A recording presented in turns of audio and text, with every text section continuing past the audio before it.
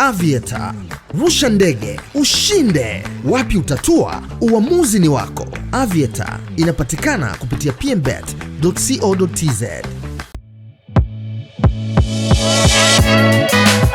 Moja ya swali kubwa ambalo nimekutana nalo zaidi likiulizwa kwenye mitandao ya kijamii ni kuwa, je, Ashowspeed atakuja Tanzania? Hili ni swali ambalo limeulizwa na watu wengi zaidi, hususan kwenye mtandao wa Instagram.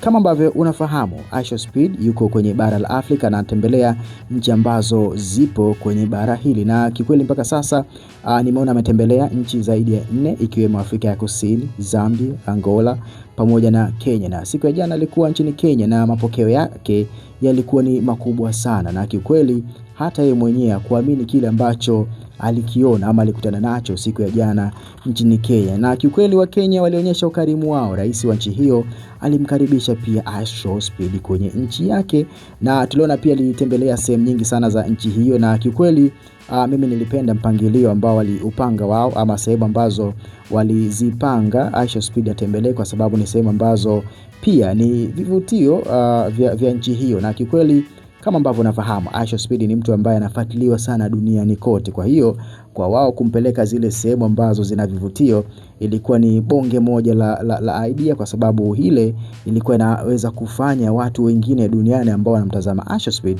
waweze kutamani kwenda kwenye nchi ya Kenya. Na kikweli niliona alimpeleka safari, na kuna clip moja niliona Ashowspeed alikuwa anauliza kama anaweza aka-adapt ama akamnunua simba, na kikweli wale watu pale akamwambia hapana, kuadapt labda umpe huyo simba jina ambalo utalitaka, na utalipia kiasi kidogo cha pesa ambayo ilikuwa ni kama $10,000 kumpa jina, sio kumchukua, kumpa jina tu ambalo wewe utalitaka, au sio? Na kama ambavyo nafahamu Ashowspeed ana hela, kwa hiyo $10,000 ilikuwa ni ndogo sana. Lakini pia kuna clip moja niliona nchini Kenya huko kuna sema alipelekwa sokoni kwenye kununua vitu.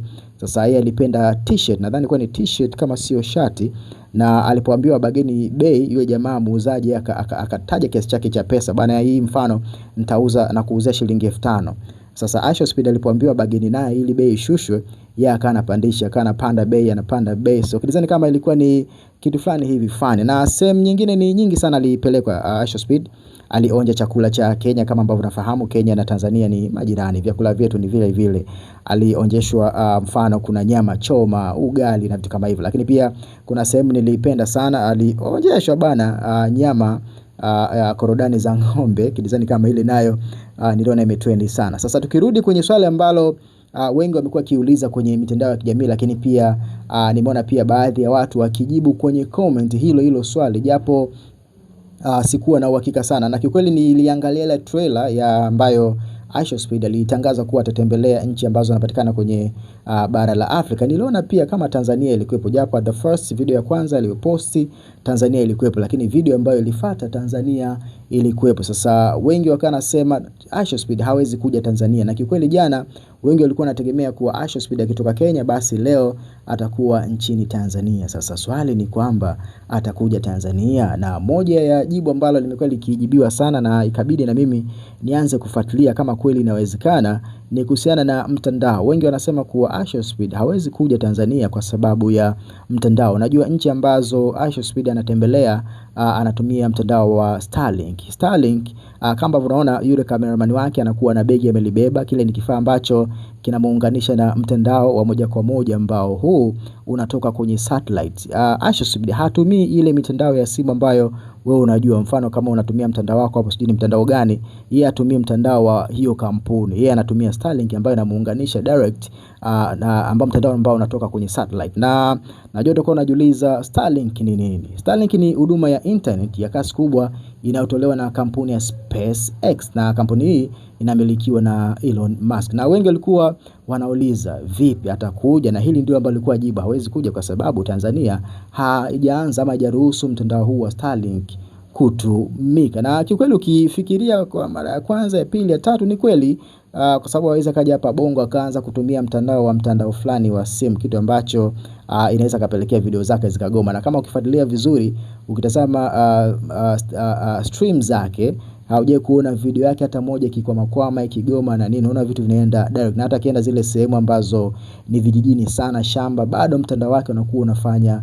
vizuri ni kwa sababu ya hii Starlink ambayo hii inatoka direct kwenye satellite. Hii ni moja ya jibu ambalo mimi limenifanya nifikirie sana kuhusiana na ili jibu ambalo nimeona baadhi ya watu wakilitolea ufafanuzi, though nikasema acha nije niwaambie na wanangu wa PMTV2, lakini pia niendelee kufuatilia zaidi kama kweli hii ndio sababu ambayo itamfanya Asha Speed hata kuja Tanzania, ama atakuja Tanzania hivyo hivyo kibisha. Na kiukweli kama akija Tanzania kuna vitu vingi sana naamini vinaweza vikafunguka, hususan kwenye masuala ya kiutalii. Kama ambavyo nimesema, Asha Speed ni mmoja wa watu ambao wanafuatiliwa sana. Kwa hivyo kuja kwake na kutembelea zile sehemu muhimu ambazo nadhani zitawekwa kwenye list, basi itawezesha somehow watu duniani kufuatilia zaidi na kufahamu vivutio vya utalii na sehemu nyingi ama sehemu kubwa ya Tanzania namna ambavyo ilivyo. Najua kuna ile mtu anasimuliwa, afu kuna ile mtu ambaye anakuja anaona ama anaona hata kwenye videos, na kwa ni nzuri zaidi. Na kwa kumalizia zaidi, jana Asha Speed kiukweli alivunja rekodi kwa nchi ya Kenya kufuatiliwa zaidi. Ndani ya masaa 5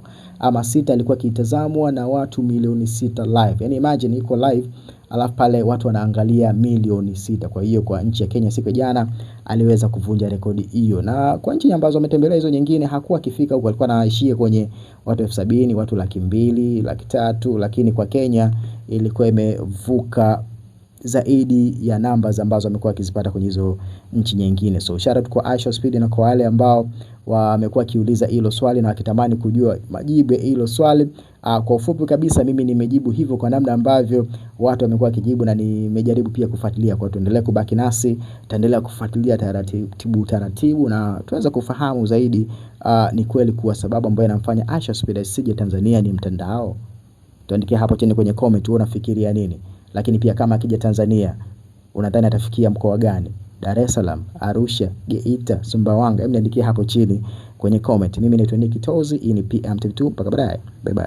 Aviator, rusha ndege ushinde. Wapi utatua? Uamuzi ni wako. Aviator inapatikana kupitia pmbet.co.tz.